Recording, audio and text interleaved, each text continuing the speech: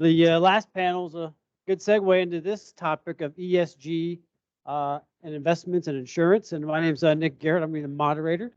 I'm going to let each of our panelists introduce themselves, and I'll get right into questions. If you have questions while we're doing this, go ahead and raise your hand, and I guess we can take questions as they come or save a little time at the end, but I like the interaction. So with that, Sasha, why don't you introduce yourself and then go down the panel. We'll start.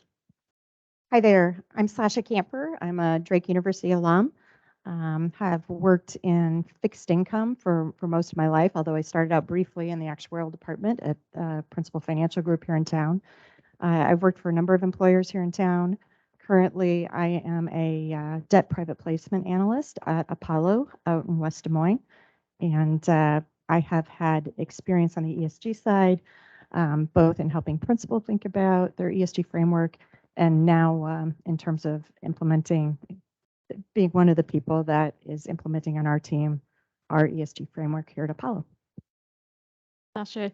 Hi, good afternoon. I'm Nancy Patel. I'm a managing director at MetLife Investment Management. I'm the head of our North American infrastructure private debt platform, which is roughly about $35 billion of assets under management. And we're part of our private debt portfolio more broadly, which is about $105 billion of assets. As infrastructure lends itself very nicely to ESG, we've got tons of experience with ESG lending. As the panel prior discussed, the opportunity set is quite wide, and so excited to talk about it today. Thank you, and happy Friday, I guess, to everyone. Thank you again for inviting us. My name is Michelle Pupulos. I am from Putnam Investments. I'm a senior investment director there. Putnam is a $157 billion firm in Boston, Massachusetts. I particularly support, as a portfolio specialist, the sustainable equities team. So we manage just over $7 billion in assets on that team. So it's the public equity space. We offer 3 different strategies. Our focus, again, as active managers, is going to be on concentrated portfolios. We look across the capitalized spectrum to look for companies that have strong fundamentals, good valuations, but are really being driven by either their leadership in terms of key sustainability issues or providing solutions. Our ESG or our sustainability platform is the term we use, sustainability as opposed to ESG, is led by 2 senior portfolio managers, Catherine Collins and Stephanie Dobson. So, again, very excited to be here. And again, thank you, Kevin, for the invitation. Great. So ESG obviously is in the news a lot, and we've heard that term a few times, but probably for the audience, it'd be good to kind of level set it and go through sort of how your firm views ESG in your investment guidelines and policies, and then we'll get into some more deep questions. So Sasha, I'll start with you and then go down. Sure. At Apollo, we think about ESG first and foremost in terms of risks and risks that it presents to our investments in our portfolios. I work in the private fixed income market, and so predominantly purchasing debt for insurance clients. And I need to think about ESG in the perspective of more of a buy and maintain type of investment strategy, and make sure that we're thinking about companies that work in the long run and are meeting ESG risks in the long run. So we start with the assessment of what are the various ESG risks. We have a common scorecard that we use across the organization, regardless of whether we're looking at the debt or the equity side. We think about a variety of factors. It looks kind of like a Moody's scorecard for credit, but it focuses on environmental, social, and governance issues. And we come up with scoring systems. And those companies that score particularly poorly within any given category, that would be a special point of interest for investment committee. It may impact the way we, whether or not we're willing to do that investment at all, or if so, at what price and what types of terms. Once we have an overall ESG score for a company and have determined that it's an acceptable risk, then we overlay that with individual clients' portfolio needs. So if you're running an impact fund or a social investment fund, obviously there's certain types of investments that are just not going to be appropriate for that kind of client's needs. On the flip side, the insurance company it needs a more diversified portfolio, a portfolio that can cash flow, And certain things such as, for example, oil and gas companies or coal-fired generation, depending on the circumstances, may or may not work for the insurance company clients. So we start with a common framework for measuring the risk, and then we apply individual client needs to determine which assets make it into which portfolios. Sasha, MetLife is similar in that regard, where it's a bottoms-up approach on ESG risk at credit levels. And so we spend a lot of our time analyzing exposures to environmental, for example, climate change, the impact to that asset because of a potential 1 in 1,000, as we talked about earlier, event. So we do spend a lot of time with a bottoms-up approach. From a top-down credit approach, MetLife recently announced the acquisition of Affirmative Investment Management, which is a specialized ESG institution. They're going to really turbocharge our ESG across the platform more broadly. So we've got about $660 billion of global assets under management, and having a specialized institution to sort of look across asset sectors for consistency of underwrite and strategy. And so we're quite excited about that acquisition upon close. We think that will be pretty transformational and impact our ESG perspectives. Generally speaking, we're starting with exclusionary screens. You know, some of the obvious sectors that are negative ESG are part of our exclusionary screens. MetLife has put forth objectives for 2030 environmental goals. So we've got a goal of $20 billion of green investing. And we're about halfway there to date. We've also got 2050 net zero commitments. And so the investment platform is meant to support the broader MetLife objectives as well as our client objectives to achieve the ESG goals that we've put forth. Yeah, I would start just also by saying, similar to the other panelists, we start from a bottoms-up perspective. We do recognize that there are many different ways to put ESG together. For us, it's all about, tying it back to the history of Putnam Investments, which has always been around the fundamental research. And so for us, the integration of our sustainability analysis, the focus, and we do recognize, first of all, that, there are certain ESG factors that are very relevant and material to companies' long-term value. And research has been done to show specifically if you take a materiality focus, meaning looking at each company, depending on which industry they're on, which sector, and the specific company issues, which ESG factors might be more relevant. It is very important towards driving alpha in portfolios. So, and the second thing is, as active managers, we don't rely on third-party metrics to drive our process. It's all about what is the forward-looking expectation and how does that sustainability analysis, again, link back to the fundamentals, in particular to either top-line growth, margins, earnings, and the company's competitive position in the industry. I would summarize by saying then the key takeaway is we do not believe that, if you incorporate an ESG or sustainability analysis in your investment process, you are sacrificing return. In fact, the two are tied at the hip. To quote again, that Buffett phrase, right? Like risk and return styles and factors are very important, but if you're an active manager, you're really trying to distinguish where your view is different from consensus. And for us, a lot of that distinction comes out from a lot of the sustainability analysis that we're doing at the firm level. That's a great segue to the next couple of questions. So for the first time in my career, interest rates are moving up, which is kind of welcome for life insurance companies especially. But obviously, insurance companies exist to spread risk, manage risk.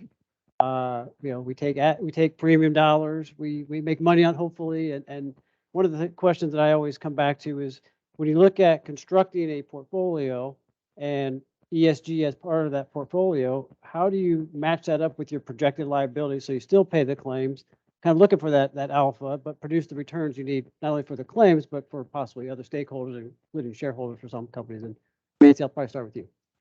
Thanks, Nick.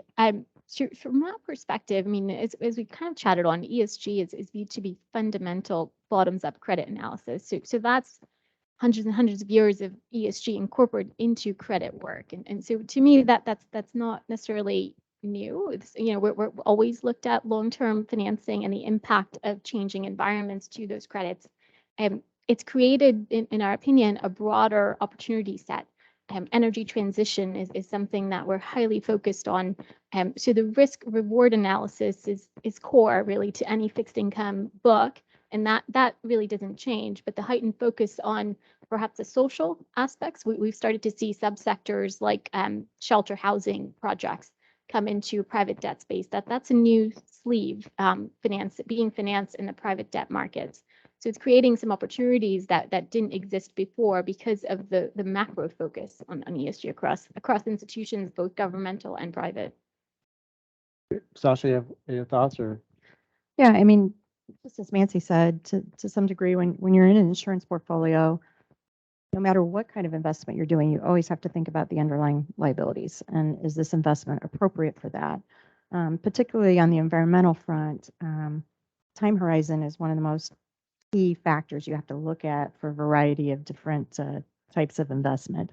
On the infrastructure side, perhaps you're comfortable or you have clients who would be okay with financing a coal-fired generation plant for the next 5 to 7 years.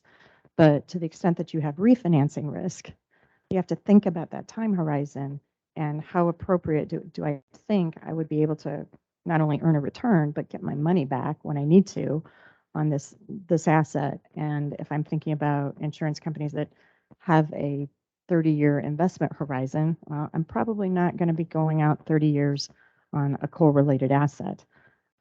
We'd all love to be able to fund good projects for environment, for social equity, and social justice. But at the end of the day, we have policyholders and shareholders to have to serve. And we have to make sure that the investments that we're doing meet the objectives of those particular stakeholders, and that all the investments we're making make sense on a risk-adjusted return perspective and can stand on their own.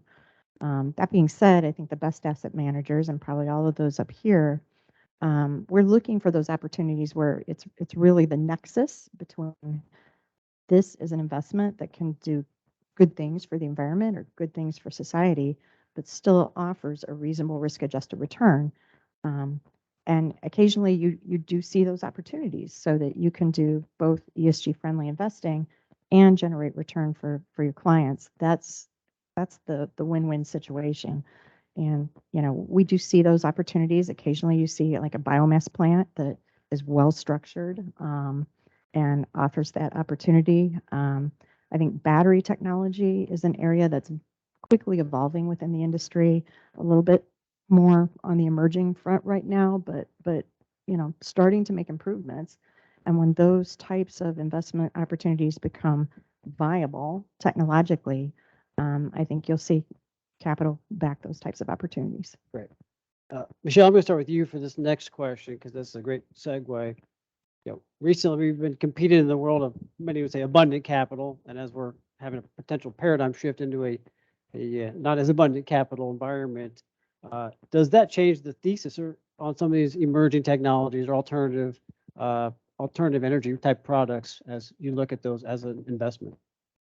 Yeah, no, thanks. And that's a great question, and it ties in a lot with the research that we do. I'll sort of echo something that Sasha just said, sort of understanding the timeline, right? So yes, capital might be constrained now, particularly as rates start to rise. Some of those projects that we're getting a lot of funding aren't getting those funding, or some of those new companies coming out with transformation technologies may be slow to come out. But at the end of the day, we're looking for in our particular companies that are driven by key themes. We look at a thematic view, again, that forward-looking emphasis in our process to look for what we call living in a thriving world. And that's composed of 3 categories: thriving people, thriving planet, and thriving public. And altogether, I mean, we think about people, we're really talking about not only, I think when people think of ESG, it's capital E, small s, and maybe medium-sized G.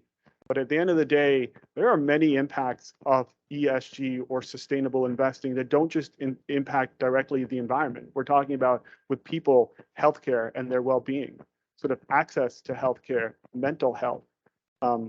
Chronic disease and preventative diseases are a huge cost burden to society. And so if you think about a thriving world or a thriving planet, it starts first with the people.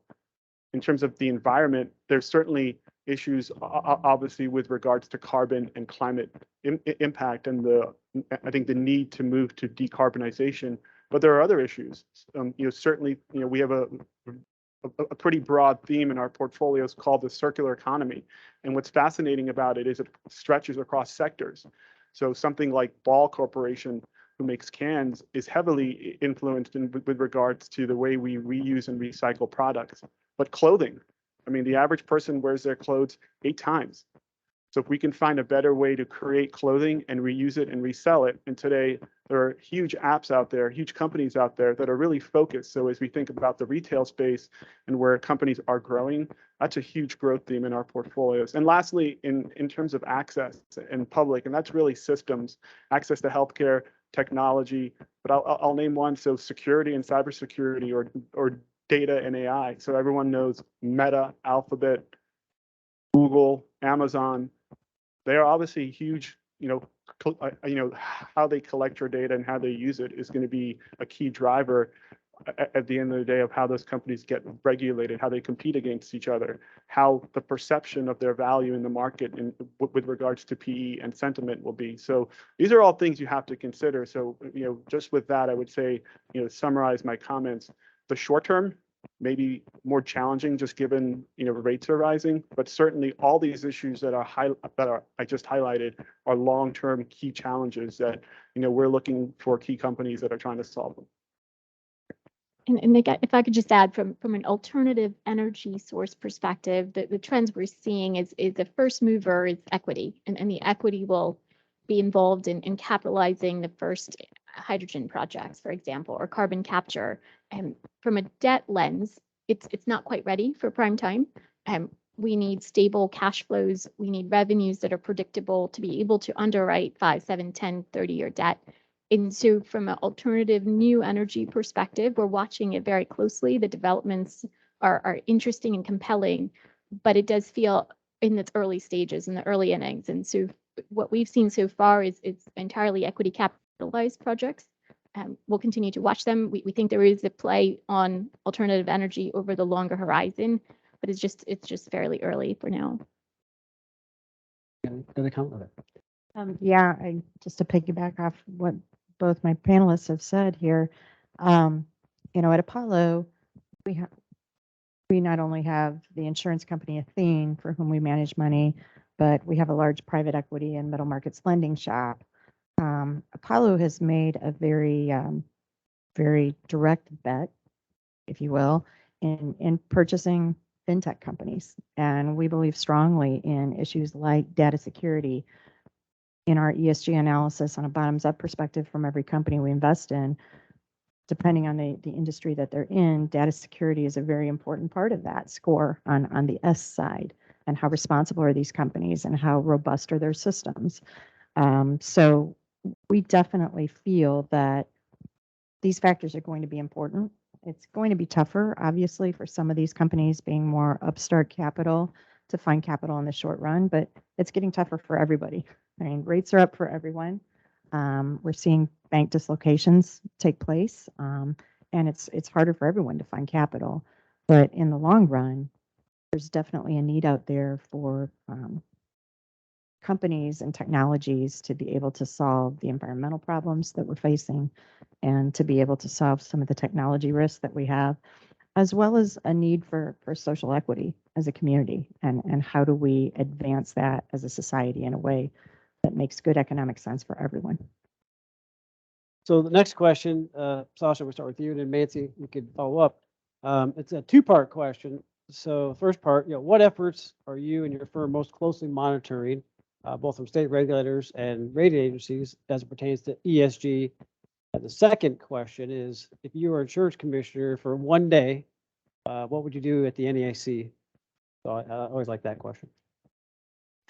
Yeah, I think from the rating agency perspective, most of the rating agencies right now are looking at ESG as they look at companies. You get some form of ESG analysis in the write-ups that they prepare, but they're also looking at it as a potential revenue generator. What kinds of software and data management tools can they provide for ESG? With respect to the NEIC, I think they're a little more cautious and thinking about what they want to do with ESG and how serious an issue it is. I think they're still doing a lot of learning. There is a group right now that with the American Council of Life Insurance Companies and some other interested parties that have been working actively with the NEIC to talk about the hurdles as it relates to risk-based capital.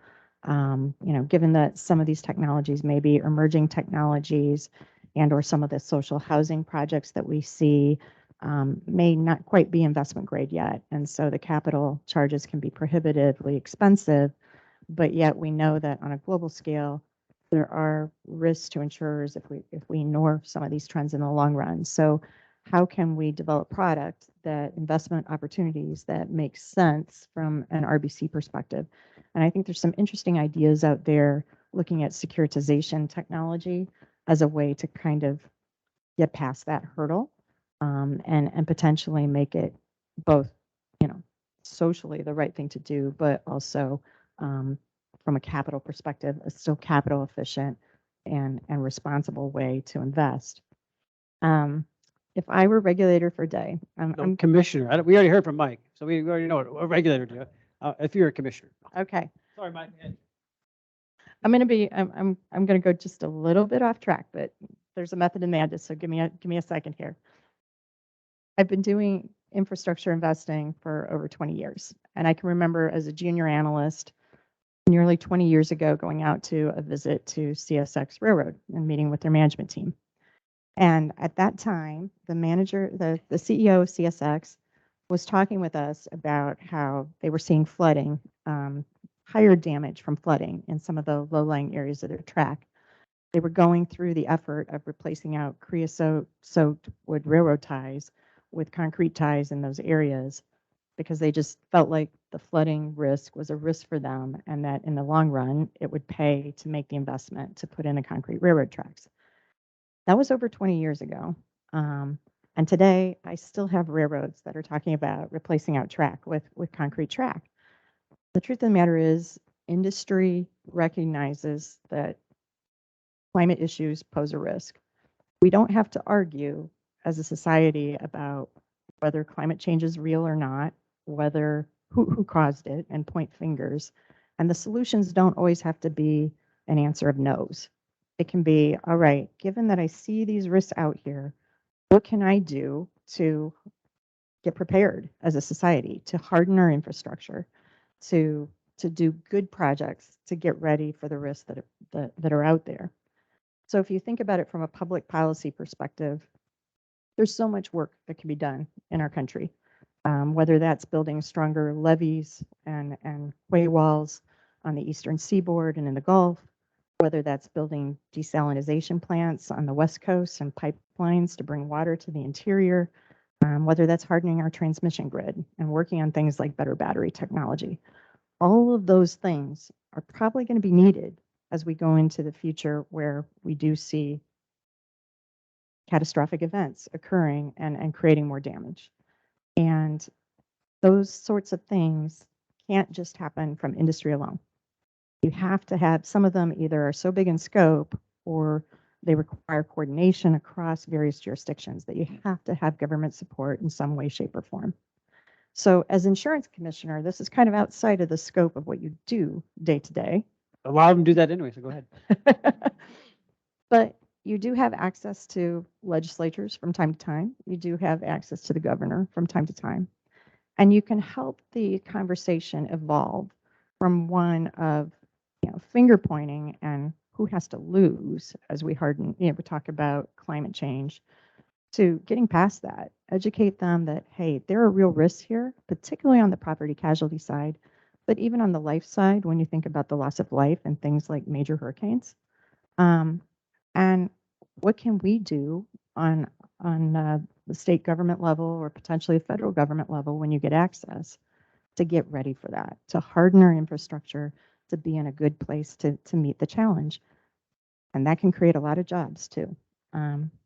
Industry has money, there's capital ready to fund good projects. We just need to find a way to do it. Good answer. Nancy? Yeah, I mean, Nick, it's similar on themes as Sasha. It's really helping accelerate the build out in the nation of core infrastructure. I think as a commissioner, whatever you could do to support that acceleration would be monumental, right? It's no longer an option to have to upgrade some of the roads, the core infrastructure of the country. And so we do see an opportunity there supporting the pool of capital ready to be deployed. It is, I think, essential and paramount. There are ongoing projects to look at infrastructure, RBC charges, and how that can evolve over time to do that. So I think the work is underway and really moving as quick as possible on that, I think would have a very meaningful impact.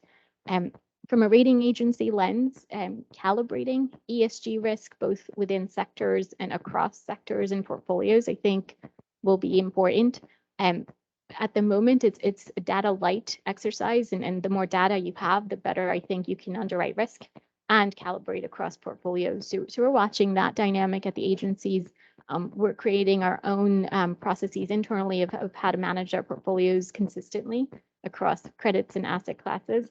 So those would be the two themes I would think from a stakeholder perspective that could be pretty impactful over the near term. So as commissioner, is that, what would you do? I guess, not having ever been in that seat, it's a tough question.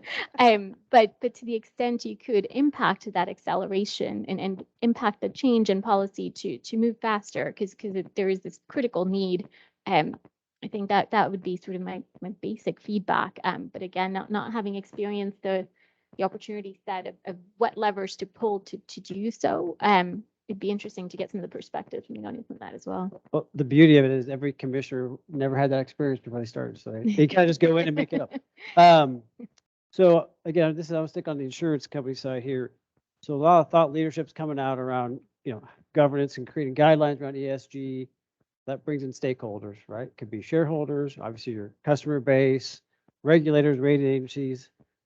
So when you think about your stakeholders and putting together your guidelines and your policy statements, how do you view these various stakeholders, and what role do they play as you develop your investment philosophy, guidelines, and policies? So, Sasha, you want to start? Or Sure. So it's interesting. At Apollo, really, the path towards ESG has really jump-started over the last 5 years or so.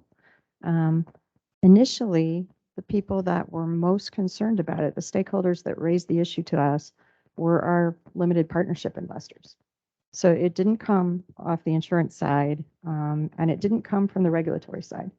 It came from our LP investors who said, we want you to have a view on ESG. We want you to assess those risks. We want you to take an integrated approach in every investment that you do. And we quickly responded. We brought in Michael Kashani to head up our ESG team. He now leads a team that helps ensure some consistency across all of our asset classes. They were instrumental in helping us design a common framework, and similar to what Michelle said, the factors, the weightings on the factors that we use may change depending on the industry that we're looking at, but we talk with a common vocabulary. We're cognizant of certain key risks in various industries, regardless of whether we're investing on the debt or the equity side. And we now have a way to compare risks in a reasonably common way across the organization and opportunities. The insurance company, Athene, in the past couple years now, once they've seen the traction that has taken place on the LP side, they've said, we're interested in that too. And we want to talk about our own guidelines and kind of a mandate and how ESG plays into that. So we're working on that process as we speak. And they're increasingly becoming more aware of ESG issues, and it's coming up as we talk with them about investment policy. It did not hurt that our first sustainability report came out this year, comprehensive between the Apollo Athene organization. And similar to Met, we now have some goals ourselves with respect to ESG KPIs. And we want to make sure that throughout the organization, we're being consistent and not only trying to drive sustainability within our our business, but investing in a sustainable manner across the business. Nancy, you have anything you'd like to add? I guess similarly, the one thing we noticed was our clients in Europe. So we've got about 60 or so insurance pension clients across the world, and our clients in Europe, I would say, were marginally ahead of the rest of the world on the focus on ESG. So a couple years ago, we started to get inbounds of, well, how do you think about LNG? How do you think about gas and oil? And how are you incorporating that into your investment strategy? So that was really the genesis from a stakeholder perspective to revisit and be very, very strategic and thoughtful about subsectors, which are sensitive subsectors. And we've seen different parts of the world take different approaches where we've got clients in Europe, they say, I'm not touching gas. This was a year ago. The importance of energy security has certainly come into light over the last few months, and particularly in the war in Ukraine has created this focus on, yes, ESG, but also energy security. And so the balance of that is pretty heightened in focus. So from a stakeholder perspective, as an asset manager, we are taking the lead of what our clients ask us to do. Typically, what we're seeing is the exclusionary screens of what not to do and what they don't want in their portfolios. And then we're sort of tasked with finding the positive stories and impacting those.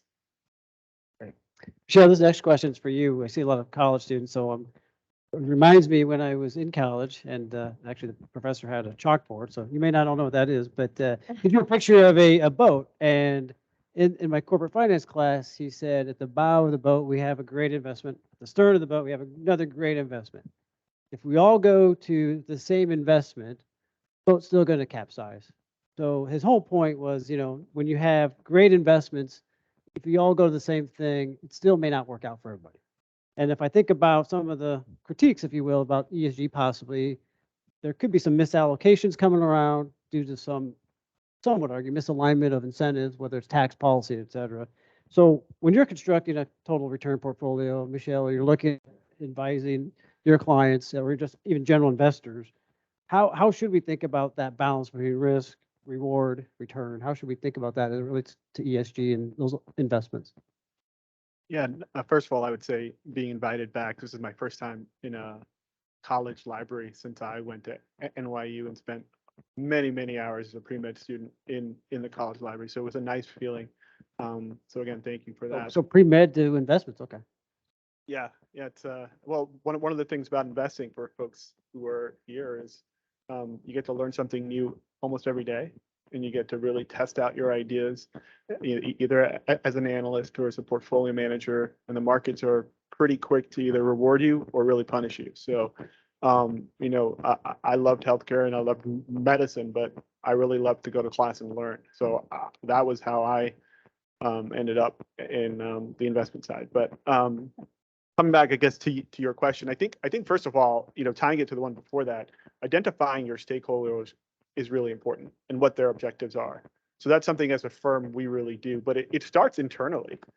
Like if you are out there, talking about your process, the repeatability of your process, when I used to do due diligence and hire firms, it was all about culture. So for us at Putnam, when we built out our sustainable team, we hired Catherine Collins, who had a background in fundamental research. She headed up research at Fidelity Investments.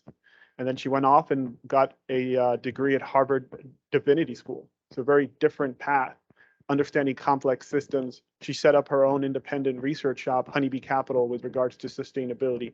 And before we started launching any product, for us as active managers, it was to integrate that research into that sustainability research into our fundamental process. So every analyst, when they're meeting with a company, isn't just asking companies about, what are the drivers for growth, but again, tying those drivers to growth to the sustainability analysis, and then the risk again comes down to sustainability analysis. So from a company level, that's something we spend a lot of time trying to think about. And then at a portfolio level, again, to come back to the heart of your question, those three elements are all linked together: risk, return, and sustainability analysis, or ESG research.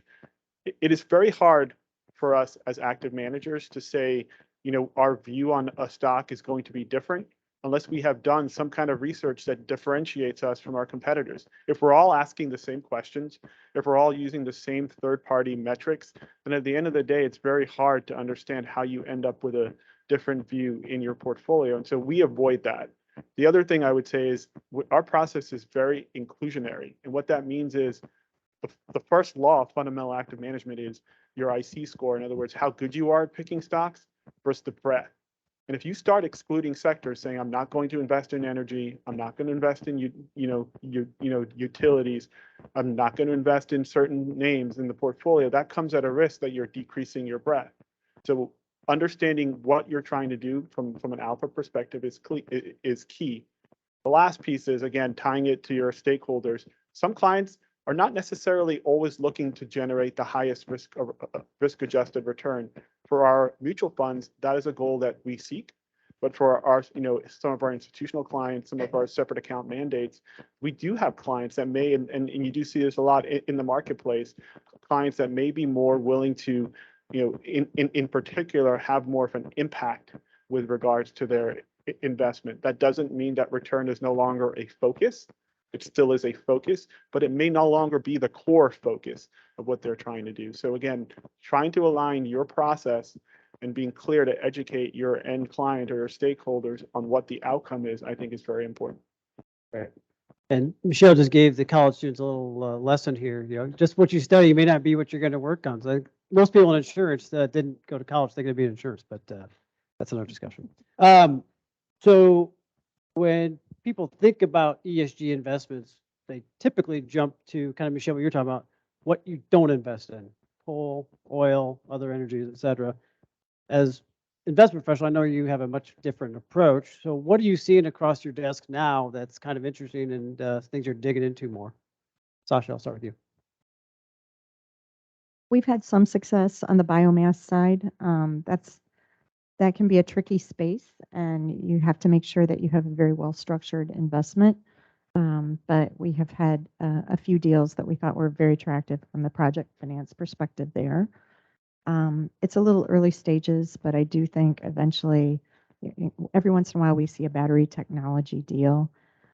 Thus far, they've been a little further out on the risk curve than we can get there. I'm predominantly an investment grade investor, but I do think that that technology will be quickly evolving. And I can remember back 15 years or so, renewables projects were not mainstream investments either. You got extra yield and you did a lot of extra work to do a wind or solar project. And the technology has improved, and thankfully in part through some tax credits, it's become mass adopted. The cost of those projects has come down, and they're very mainstream investments for insurers today. So I think that's one to keep your eye out on. The other one I've seen is that's interesting, social housing projects, and particularly those that are outside of the U.S. In the UK and Australia, social housing looks very different than what we think of as affordable housing here in the U.S. And occasionally you can see projects, financing of certain developments there that have good risk-adjusted return and are providing good housing stock for middle class. Nancy? Yeah, and just a few more sectors or ideas to add to that. So MetLife invested about $200 million earlier this year in taking offline the last 2 coal projects in New Jersey, which was quite different. And we're used to building things and investing in assets that are growing. So the perspective of taking your PPA, which is your power purchase agreement, terminating it early, having a payment from the utility as the source of revenue for the debt payment, and taking carbon off the grid, literally in our backyard. So that was quite an exciting one. And we've seen that opportunity set widen across the country. What's happening is sponsors are buying out some of the legacy older assets that are perhaps lower capacity, too high of a cost, inefficient, or too high of emissions, buying the land, and really for the interconnection to the grid, which is the most valuable piece of that story, to then go and build out solar and build out more renewable capacity at that system. So that's a unique opportunity, and we're quite proud of that one, and hoping to do more of that across the country. We're also seeing energy efficiency projects. So, for example, in OSU has privatized their energy management system at the university with specific KPIs to decarbonize the coal and gas generation and create efficiencies on their energy grid, their HVAC, their water system, et cetera. So we're seeing opportunities there. District heating is another. We've seen some of the states and cities across the country look for street lighting and finding efficiencies to upgrade street lighting to use lower energy and to have more sustainable source of energy for the lighting. So that's a pretty interesting one as well. And I would say water is a subsector. The importance of having clean water, the stable delivery of that product to your constituents, that's been a heightened focus. And so we're watching that sector as well pretty closely. Michelle, how about you? Yeah, I mean, I would say again, some of our thematic research that we've done really has uncovered big opportunities, particularly coming out of a pandemic, with a focus on healthcare. So chronic disease and preventative disease, whether it may be blood biopsies for cancer or constant glucose monitoring, for diabetes. These are names that are definitely key themes in our portfolios. And again, when you think of ESG or sustainability, or particularly ESG, you're not necessarily thinking of the healthcare space. As you go into the, consumer space, I shared with you our circular economy theme and a way to think, okay, is there a better way than instead of, use resources, use them a few times and then just throw them away, we can, further incorporate a recycling of our resources, or what we like to use the word reuse of our resources or sharing of that. So in real estate, that's another place we've seen that. I mentioned the clothing theme, so that's another interesting theme, that I would highlight. And the last one is security or cybersecurity. That's a big theme that we've seen in our portfolios with regards, again, to thriving public. That has never been an issue that has been solved when we were, not in the cloud. And as we move more and more into the cloud, that's a concept that becomes a key driver for companies to solve before they face, key risks with regard to litigation or with how they use your data or how secure that data is. Mance, I'm going to start with you. And next question: life insurance companies are very large investors in infrastructure projects. How do you and MetLife look at infrastructure projects and investing and tie it to your ESG policy? It's a good question. It's highly correlated. As I mentioned earlier, we've got a goal of $20 billion of green investment. So the day our CEO announced that, the second call was to the infrastructure team of how are you going to deploy as much as now possible. go do it. So it is highly aligned. We see infrastructure lending as sort of a natural subsector to support ESG initiatives, both green and social. So that continues to be a natural evolution. The spotlight certainly is on infrastructure because we do direct lending into wind, into solar, into housing, et cetera. So very much so, it's created a bit of a spotlight in the sector more broadly, because it allowed there's what we call public-private partnerships, and that allows a public authority to procure infrastructure, core infrastructure, with the partnership in the private sector. And so the build out and use of that is also an opportunity set that we think is quite big. And so we're watching it very closely. The panelists in the prior session mentioned the growth of the opportunity set. And so we're excited about what's to come.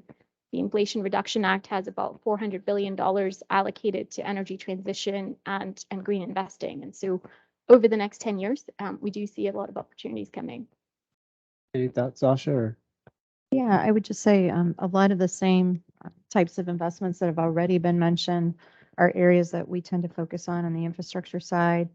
I do think infrastructure is going to be a huge part of where debt investors can play in the space and make a difference. And so whether it's traditional project type infrastructure like what Mancy's talking about, or even things like fleet renewal plans for transportation companies.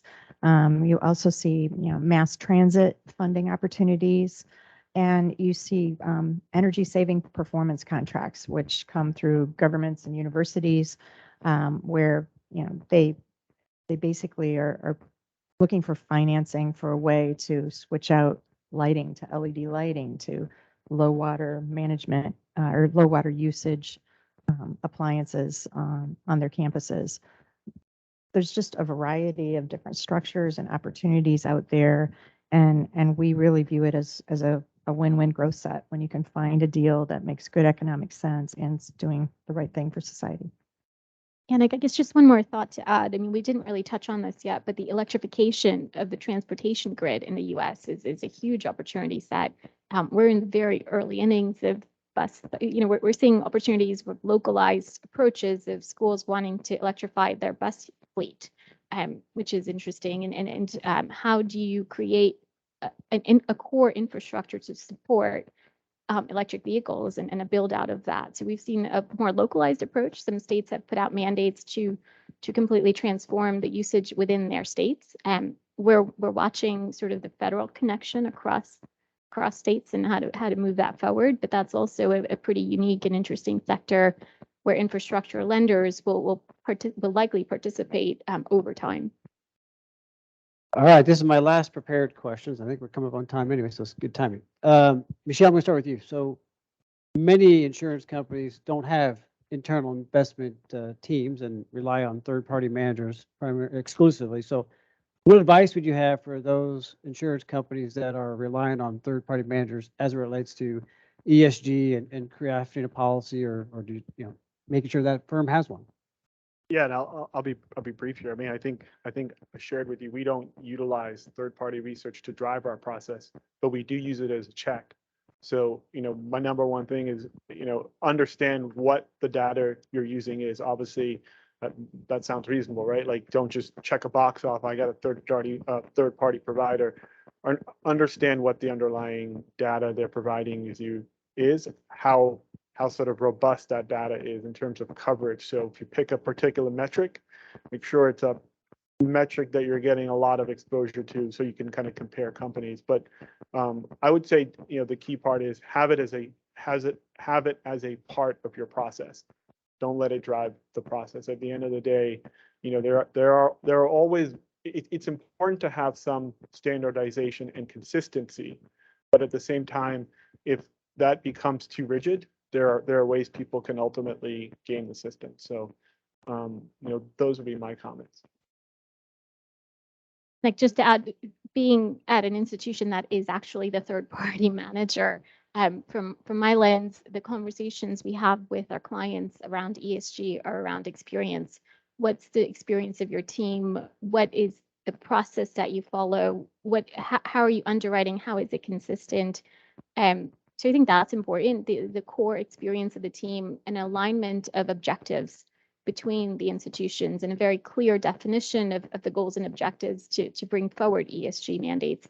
So I think that would be essential. It's sort of a different lens from our end as we do manage a lot of insurance portfolios.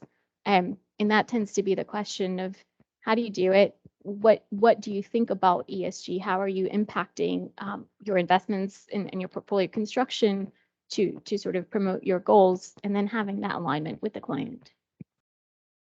Yeah, I think that's absolutely right. A lot of smaller third-party insurance mandates, they rely heavily on the investment manager to make decisions. And 5 years ago or 10 years ago, ESG might have been the buzzword, but a lot of times it was just optics.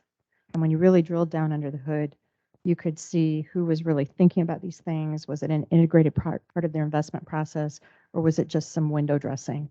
And so just like credit risk, just like if you have an equity fund, understanding how stocks are selected and industries are selected, ESG is just an extension of good risk management and good due diligence. And you want to understand how your third-party manager is looking at ESG. You want to understand what kinds of investments that they're putting you in because of ESG or refusing to put you in because of ESG, and that it aligns with your own goals and your risk return objectives. It may be something you want to talk with your manager about and even put some restrictions in your mandate with respect to objectives and constraints. But the key thing is to really understand what's the research they're doing, how are they thinking about it, and does it align with your own goals for your business? Well, great. We might have time for one question if there's any, but go ahead.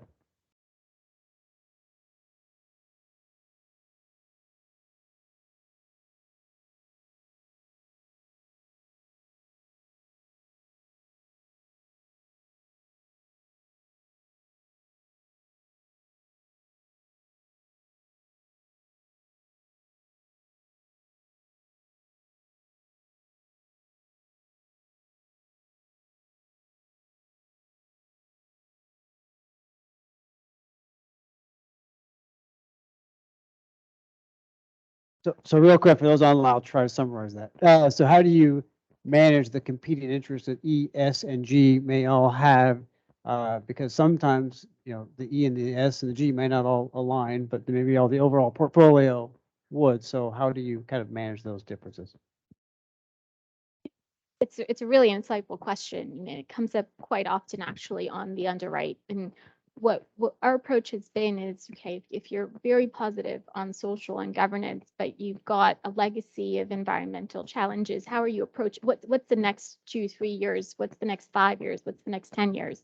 And you've really got to believe that there is an evolution there, and that there is a desire and a goal and objectives and very clear KPIs, performance indicators to fix if there is an issue on one of those elements. And so that's been our approach is to analyze each of them individually. If there are weaknesses, we do have to get comfortable that we believe that there is a path forward to change that. And if there isn't, we do tend to be more conservative on those. Yeah, and I would just add again, at the end of the day, again, the way that Putnam Investments and our team is looking at it is we recognize the concept of materiality or context specific. So what that means is E, S, and G are all important, but they have to be tied again back to some kind of fundamental valuation of the company, something that we can tie back either to the fundamentals from a financial perspective. And so, for example, governance certainly is important across every company, every sector, but it will vary. For a healthcare company in particular, governance may be important. The S components, things like pricing, well-being of their patients, becomes even more important. And the E component, what they're reporting with regards to climate, they may have a head of sustainability at the firm, and they're coming out with their corporate climate report. That's less of a driver to the overall fundamental value an analyst would want to know for the company. The other two components, S and G, become more important. Your example of Exxon is one of the challenges you get with regards to using third-party data or a concept of reporting. A company like Exxon scores very well with regards to third-party metrics. Why? Because they have significant amount of reporting, and a big part of that is how much you report, how often you report, and are you showing improvements in your report. So that is a very important question. As you buy a name like that, it may screen very well from an ESG perspective, but if your end client has told you that's not something they are looking for, now you could potentially have risk of misalignment. So going back to the initial question, understanding who your stakeholders are, what their objectives are, become very, very important as well. But great question. All right, I think we're up on time, but so let's give the panelists a warm applause. Thank you very much.